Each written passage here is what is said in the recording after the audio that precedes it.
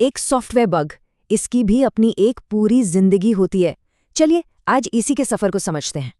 कभी सोचा है जब कोई ऐप क्रैश होता है तो उस बग का असल में होता क्या है? चलिए पता लगाते हैं। और इस पूरे सफर को समझने में ये डायग्राम हमारी मदद करेगा। समझिए ये हमारा मैप है।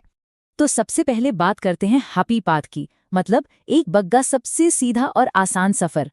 इस सीधे रास्ते पर एक बग को इन 6 स्टेजेस से होकर गुजरना पड़ता है। कहानी शुरू होती है जब कोई टेस्टर एक बग को ढूंढकर उसे न्यू मार्क कर देता है। अब जैसे ही पक्का होता है कि यह सच में एक बग है, इसे एक डेवलपर को असाइन कर दिया जाता है। डेवलपर जैसे ही इस पर काम शुरू करता है, बग का स्टेटस बदलकर ओपनड हो जाता है। और जब डेवलपर इसका सॉल्यूशन लिख देता है तो बग का स्टेटस हो जाता है फिक्स्ड।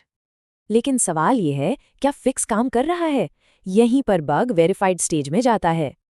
अगर सब ठीक रहा और फिक्स वेरीफाई हो गया तो बग का सफर खत्म, अब वो क्लोज्ड है। लेकिन कहानी हमेशा इतनी सीधी नहीं होती। कभी कभी रास्ते में कुछ मोड़ भी आते हैं।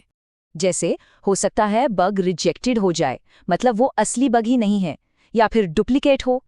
एक और स्टेटस है डिफर्ड, मतलब बग तो असली है पर उसे ठीक बाद में किया जाएगा। पर सोचिए, क्या हो अगर डेवलपर का फिक्स ही काम न करे?